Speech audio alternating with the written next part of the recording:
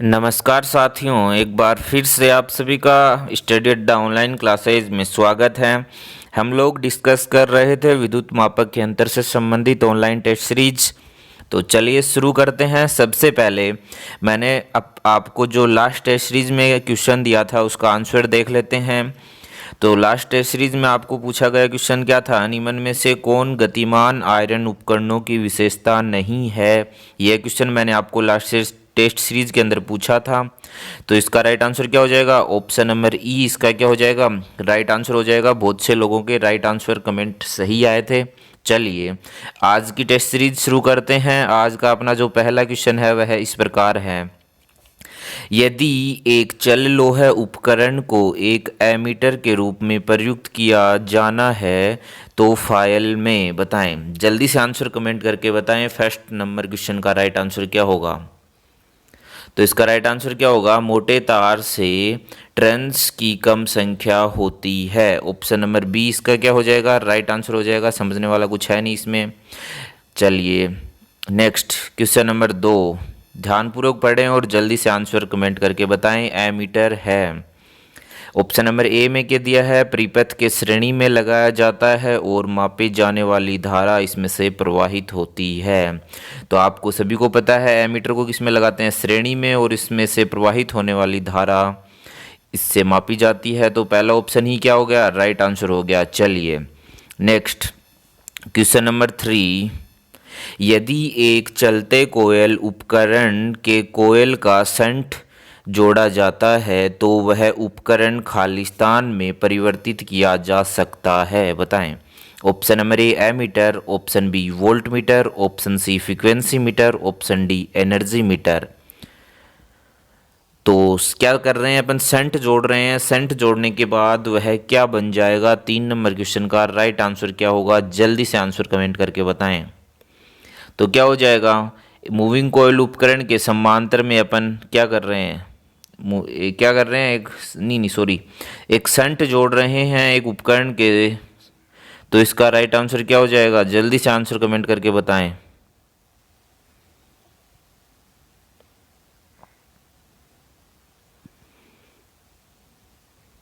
यदि एक चलते हुए कोयल उपकरण के कोयल पर शंट जोड़ा जाता है तो वह उपकरण क्या हो जाएगा। तो मूविंग कॉइल उपकरण के समांतर में एक कम प्रतिरोध के शंट को जोड़कर क्या करते हैं अपन, एमीटर बनाते हैं। तो इसका राइट आंसर क्या हो जाएगा, ऑप्शन नंबर ए। चलिए next question number 4, ammeter Khalistan के लिए मार्ग प्रदान करता है, बताएं। ऑप्शन नंबर ए न्यूनतम वोल्टेज, ऑप्शन बी अधिकतम वोल्टेज, ऑप्शन सी अधिकतम धारा और ऑप्शन डी न्यूनतम धारा। एमीटर है जो खालिस्तान के लिए मार्ग प्रदान करता है। तो इसका राइट आंसर क्या होगा, जल्दी से आंसर कमेंट करके बताएं। जो एमीटर है वह अधिकतम धारा के लिए क्या करता है, मार्ग प्रदान करता है। तो इस क्वेश्चन का राइट आंसर क्या हो जाएगा, ऑप्शन नंबर सी।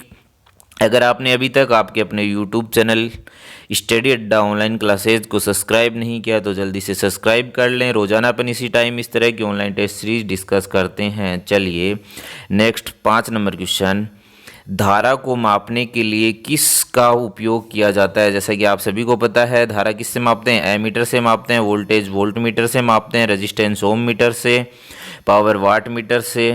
तो चलिए अगले क्वेश्चन पे चलते हैं। क्वेश्चन नंबर 6, स्थायी चुंबक वाले मूविंग कॉइल उपकरण को यदि एसी सप्लाई से जोड़ा जाए तो क्या होगा, बताएं। परमानेंट मैग्नेट मूविंग कॉइल वाला इंस्ट्रूमेंट है, अगर उसे एसी सप्लाई से जोड़ दिया जाए तो क्या होगा। ऑप्शन नंबर ए कोई विचलन नहीं होगा, ऑप्शन बी संकेतक सप्लाई आवृत्ति के अनुसार दोलन करेगा, ऑप्शन सी उपकरण द्वारा पीक मूल्य की माप की जाएगी और ऑप्शन डी यह उपकरण औसत मूल्य माप करेगा। तो बताएं पीएमएमसी इंस्ट्रूमेंट में अगर अपन एसी सप्लाई दे देते हैं तो उस कंडीशन में क्या होगा, तो क्या होगा, कोई विचलन नहीं होगा जब अपन पीएमएमसी इंस्ट्रूमेंट के अंदर एसी सप्लाई से जोड़ेंगे। तो इस क्वेश्चन का राइट आंसर क्या हो जाएगा, ऑप्शन नंबर ए। चलिए क्वेश्चन नंबर 7, एमीटर को समांतर पर लगाने से क्या होगा, बताएं। एमीटर को समांतर पर लगाने से क्या होता है? अपन एमीटर को धारा मापने के लिए किस क्रम में लगाते हैं? श्रेणी क्रम में लगाते हैं। और अगर गलती से एमीटर को समांतर क्रम में जोड़ दिया जाए तो क्या होगा? एमीटर का रेजिस्टेंस क्या होता है? बहुत कम होता है। तो 7 नंबर क्वेश्चन का राइट आंसर जल्दी से कमेंट करके बताएं। एमीटर को समांतर में लगाने से क्या होगा? परिपथ जो है वह क्या हो जाएगा? शॉर्ट सर्किट हो जाएगा। तो इस क्वेश्चन का राइट आंसर क्या हो जाएगा? Option number C. चलिए नेक्स्ट क्वेश्चन नंबर 8। किसी चलायमान अर्थात मूविंग आयरन उपकरण में निम्नलिखित में से कौन सी त्रुटियां होती है? बताएं। जो एमआई टाइप इंस्ट्रूमेंट है उसमें इनमें से कौन सी त्रुटियां होती है? जल्दी से आंसर कमेंट करके बताएं। मूविंग आयरन इंस्ट्रूमेंट में इनमें से कौन सी त्रुटियां होती है? Option number A hysteresis loss, option B तापमान लॉस, ऑप्शन सी स्ट्रे चुंबकीय क्षेत्र और ऑप्शन डी आवृत्ति और ऑप्शन ई इन सब। तो जो एमआई इंस्ट्रूमेंट होता है उसके अंदर क्या होती है? उपरोक्त सभी ये त्रुटियां पाई जाती है। तो इस क्वेश्चन का राइट आंसर क्या हो जाएगा? ऑप्शन नंबर ई। जिसका कमेंट ऑप्शन नंबर ई है वह सही होगा। चलिए रोजाना हमारे साथ अपनी तैयारी चेक करिए। आप कहीं भी थ्योरी की क्लासेस लेते हो कोई दिक्कत नहीं है। आप थ्योरी के साथ आपको क्या है? नंबर ऑफ क्वेश्चंस की प्रैक्टिस ज़रूरी है। रोज़ाना क्वेश्चंस की प्रैक्टिस करने के लिए हमारे यूट्यूब चैनल पे रोज़ाना इसी टाइम हमारे साथ जुड़ें और अधिक से अधिक टेस्ट सीरीज़ के क्वेश्चन सोल्व करें हमारे साथ और अपनी तैयारी चेक करें। चलिए क्वेश्चन नंबर 9। एक एमीटर का जो आंतरिक प्रतिरोध है वह खालिस्तान होना चाहिए। बताएं। एमीटर है उसका आंतरिक प्रतिरोध क्या होना चाहिए? एमीटर किस में लगता है? सप्लाई के श्रेणी क्रम में। ऑप्शन नंबर ए में क्या दिया है? बहुत कम, ऑप्शन बी माध्यमिक, ऑप्शन सी उच्च और ऑप्शन डी अत्यंत। तो बताएं जो एमीटर है उसका प्रतिरोध, उसका जो आंतरिक प्रतिरोध है वह क्या होना चाहिए? जल्दी से आंसर कमेंट करके बताएं। एक एमीटर का जो आंतरिक प्रतिरोध है वह क्या होना चाहिए? बहुत कम होना चाहिए। और जो आदर्श कंडीशन है अर्थात आइडियल कंडीशन के अंदर क्या होना चाहिए? शून्य होना चाहिए। 9 नंबर क्वेश्चन का राइट आंसर क्या हो जाएगा? ऑप्शन नंबर ए। एक एमीटर का आंतरिक प्रतिरोध क्या होता है? बहुत कम। और अगर ये पूछा आपको एक आदर्श एमीटर का प्रतिरोध तो क्या होगा? शून्य। चलिए नेक्स्ट क्वेश्चन नंबर 10। एमीटर के प्रतिरोध के बारे में निम्न में से कौन सा सत्य है? बताएं। एमीटर के प्रतिरोध के बारे में इनमें से कौन सा कथन सत्य है? जैसा कि अपन ने अभी डिस्कस किया एमीटर का प्रतिरोध क्या होना चाहिए? बहुत कम होना चाहिए। तो इस क्वेश्चन का राइट आंसर क्या हो जाएगा? Option number B. चलिए next question number 11। Electrodynamometer ammeter में संकेतक को विक्षेप किसके अनुपात में होता है? बताएं। इलेक्ट्रोडायनमोमीटर एमीटर जो है उसमें संकेतक को विक्षेप किसके अनुपात में होता है? 11 नंबर क्वेश्चन का राइट आंसर जल्दी से कमेंट करके बताएं। 4 ऑप्शन आपके सामने हैं। और यह टेस्ट सीरीज अगर आपको पसंद आए तो वीडियो को लाइक जरूर करें। यह टेस्ट सीरीज अधिक से अधिक अपने दोस्तों के साथ शेयर करें। तो इस क्वेश्चन का राइट आंसर क्या हो जाएगा? Option number D. अचल कुंडलियों और चल कुंडलियों की धारा का माध्य वर्ग। क्वेश्चन नंबर 11 का राइट आंसर क्या हो जाएगा? Option number D. चलिए next 12 number question.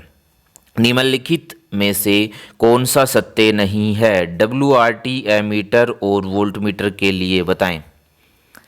12 number question में आपको पूछा है इनमें से कौन सा कथन सत्य नहीं है? जल्दी से सभी ऑप्शन पढ़ें और राइट आंसर कमेंट करके बताएं। तो ऑप्शन नंबर ए में क्या दिया है? एमीटर श्रृंखला में जुड़ा हुआ है और वाटमीटर समांतर में जुड़ा हुआ है। ये कथन तो क्या है? सत्य है। उसके बाद सेकंड कथन देख लेते हैं। एमीटर में उच्च प्रतिरोध होता है और वोल्टमीटर में तुलनात्मक रूप से कम प्रतिरोध होता है। तो ये कथन क्या हो गया? गलत। और अपने को क्या पूछा है? इनमें से सत्य नहीं है, सत्य नहीं है अर्थात इसका राइट आंसर क्या हो जाएगा? Option number B. आपको पता है एमीटर का प्रतिरोध कम और वोल्टमीटर का प्रतिरोध अधिक होता है। एमीटर श्रेणी में ये वोल्टमीटर क्या होता है? समांतर में लगा होता है। चलिए नेक्स्ट 13 नंबर क्वेश्चन देख लेते हैं। किसी एमीटर की रेंज को बढ़ाने के लिए उपयोग किए जाने वाले शंट में खालिस्तान होना चाहिए, बताएं। तो सबसे पहले अपन एमीटर की रेंज बढ़ाने के लिए क्या करते हैं, उसके समांतर में एक शंट प्रतिरोध लगाते हैं। उसकी मान क्या होता है, एमीटर का जो इंटरनल रेजिस्टेंस है उससे भी क्या होता है, कम होता है। तो इसका राइट आंसर क्या हो जाएगा 13 नंबर क्वेश्चन का, जल्दी से आंसर कमेंट करके बताएं। तो जो पैरेलल में लगा है वह उसका क्या होता है, एक नीमन प्रतिरोध। ऑप्शन नंबर बी इसका क्या हो जाएगा, राइट आंसर हो जाएगा। काफ़ी इजी क्वेश्चन है। चलिए अगला क्वेश्चन नंबर 14, निम्नलिखित में से किस उपकरण का प्रतिरोध निम्नतम होता है, बताएं। इसमें से कौन सा उपकरण है जिसका प्रतिरोध निम्न होता है। Option number A megger, option B volt meter, option C ammeter और ऑप्शन डी आवर्ती मीटर। तो बताएं मेगर क्या काम आता है, कंटिन्यूटी अर्थात रेजिस्टेंस मापने के काम आता है। वोल्ट मीटर वोल्टेज, आवर्ती मीटर फ्रीक्वेंसी और एमीटर धारा। तो सबसे कम रेजिस्टेंस किसका होता है, एमीटर का। तो ऑप्शन नंबर सी इसका क्या हो जाएगा, राइट आंसर हो जाएगा। चलिए next 15 number question, volt meter में खालिस्तान होना चाहिए, बताएं। वोल्ट मीटर है उसमें क्या होना चाहिए, जल्दी से आंसर कमेंट करके बताएं। इस क्वेश्चन का राइट आंसर क्या होगा। तो जो वोल्ट मीटर है उसमें क्या होना चाहिए, उच्च आंतरिक प्रतिरोध। ऑप्शन नंबर बी इसका क्या हो जाएगा, राइट आंसर। चलिए नेक्स्ट 16 नंबर क्वेश्चन, एक गतिशील कुंडल वोल्ट मापी किस प्रकार के वोल्टेज को मापती है, जल्दी से आंसर कमेंट करके बताएं। 16 नंबर क्वेश्चन का राइट आंसर क्या होगा। गतिशील अर्थात मूविंग कोयल वाट मापी जो होती है वह किस प्रकार के वोल्टेज को मापती है। तो क्या है, मूविंग कोयल जो वाट मापी है वो क्या करेगी, ओनली डीसी वोल्ट मापी सॉरी, जो मूविंग कोयल वोल्ट मापी है वो क्या करेगी, ओनली डीसी वोल्टेज को मापेगी। तो इसका राइट आंसर क्या हो जाएगा, ऑप्शन नंबर सी। चलिए अगला क्वेश्चन अपना इस प्रकार है, आदर्श करंट स्रोत में क्या होना चाहिए, जल्दी से आंसर कमेंट करके बताएं। तो जो आदर्श करंट स्रोत है उसका आंतरिक प्रतिरोध क्या होता है, अनंत होता है। और जबकि आदर्श वोल्टेज स्रोत का क्या होता है, शून्य होता है। तो इस क्वेश्चन का राइट आंसर क्या हो जाएगा, ऑप्शन नंबर ए। चलिए अगला क्वेश्चन, चल लोह प्रकार के एमीटर में कुंडली में खालिस्तान होती है, जल्दी से आंसर कमेंट करके बताएं। जो मूविंग आयरन प्रकार का एमीटर है उसकी कुंडली में खालिस्तान होती है। तो क्या होती है, मोटे तार और फेरों की संख्या क्या होती है, कम होती है। तो इस क्वेश्चन का राइट आंसर क्या हो जाएगा, ऑप्शन नंबर डी। अगर आपने अभी तक इस टेस्ट सीरीज को लाइक नहीं किया तो जल्दी से लाइक करें, अधिक से अधिक अपने दोस्तों के साथ शेयर करें और कमेंट करके हमें बताएं आपको हमारे क्वेश्चंस का लेवल कैसा लगा। यह टेस्ट सीरीज आपको अगर पसंद आई तो भी कमेंट करके बताएं। चलिए अगला क्वेश्चन, एक चल लोह और स्थायी चुंबक अर्थात मूविंग आयरन और परमानेंट मैग्नेट प्रारूपी मूविंग कुंडली इंस्ट्रूमेंट को देखकर कैसे पहचाना जाता है। पूछा है कि एमआई और पीएमएमसी टाइप जो इंस्ट्रूमेंट है उसको देखकर कैसे पहचाना जाता है, जल्दी से आंसर कमेंट करके बताएं। तो कैसे पहचाना जाता है, स्केल को देखकर, उसका जो पैमाना है उसको देखकर पहचाना जाता है। मूविंग आयरन का पैमाना क्या होता है, असमरूप होता है अर्थात अरेखिक होता है। और एमसी टाइप अर्थात पीएमएमसी जो इंस्ट्रूमेंट है उसका क्या होता है, समरूप होता है। चलिए अगला क्वेश्चन देख लेते हैं। अगला क्वेश्चन अपना इस प्रकार है, विभव अंतर मापने के लिए निम्नलिखित में से किस युक्ति का प्रयोग किया जाता है। काफ़ी इजी क्वेश्चन है। क्या पूछा, विभव अंतर। तो विभव अंतर पोटेंशियल डिफरेंस किसकी सहायता से मापते हैं अपन, जल्दी से आंसर कमेंट करके बताएं।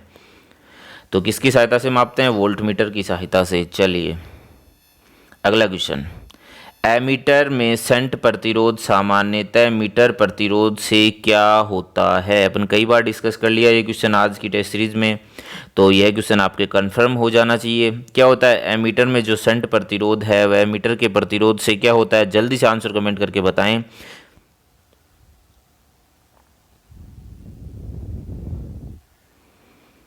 तो इसका राइट आंसर क्या होगा, ऑप्शन नंबर बी, कम होता है। चलिए अगला क्वेश्चन अपना इस प्रकार है, वोल्टमीटर की संवेदनशीलता किसमें व्यक्त की जाती है, बताएं। जो वोल्टमीटर है उसकी संवेदनशीलता किसमें व्यक्त की जाती है, जल्दी से आंसर कमेंट करके बताएं।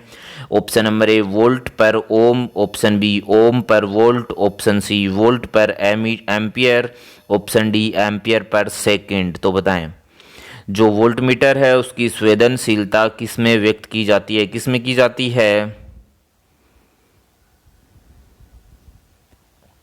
ओम पर वोल्ट के अंदर व्यक्त की जाती है। तो इस क्वेश्चन का राइट आंसर क्या हो गया, ऑप्शन नंबर बी। चलिए अगला क्वेश्चन, वोल्टमीटर का उपयोग किसको मापने के लिए किया जाता है। इस क्वेश्चन का राइट आंसर आप हमें कमेंट करके बताएंगे। ये क्वेश्चन मैं आज आपको दे रहा हूं, तो इस टेस्ट सीरीज के नीचे कमेंट सेक्शन में इस क्वेश्चन का राइट आंसर आप कमेंट करके बताएं। अगला क्वेश्चन अपना इस प्रकार है, आदर्श करंट स्रोत बताएं। जो आदर्श करंट स्रोत है उसका आंतरिक चालकता शून्य होती है। ऑप्शन बी दिया है आंतरिक प्रतिरोध शून्य होता है, ऑप्शन सी लोड न होने पर वोल्टेज शून्य होता है, ऑप्शन डी उर्मिकाएं नहीं होती। तो बताएं आदर्श करंट स्रोत की आंतरिक चालकता क्या होती है, शून्य होती है। इस क्वेश्चन का राइट आंसर क्या होगा, ऑप्शन नंबर ए। जो आइडियल करंट सोर्स है उसमें इंटरनल रेजिस्टेंस क्या होता है, अनंत होता है, और उसकी आंतरिक चालकता क्या होती है, शून्य होती है। याद रखिएगा, कभी कंफ्यूज मत होना इन क्वेश्चनों में। चलिए धन्यवाद दोस्तों, जल्द मिलते हैं इसी चैप्टर की अगली टेस्ट सीरीज में कल दोबारा इसी टाइम। अगर आप हमारे यूट्यूब चैनल स्टडी अड्डा ऑनलाइन क्लासेज पर नए हो तो जल्दी से चैनल को सब्सक्राइब कर लें, और मिलेंगे कल दोबारा इसी टाइम इसी चैप्टर के कुछ अलग कुछ नए क्वेश्चंस के साथ। कमेंट करके ज़रूर बताएं आपको हमारी ये टेस्ट सीरीज कैसी लगी। जय हिंद, जय भारत।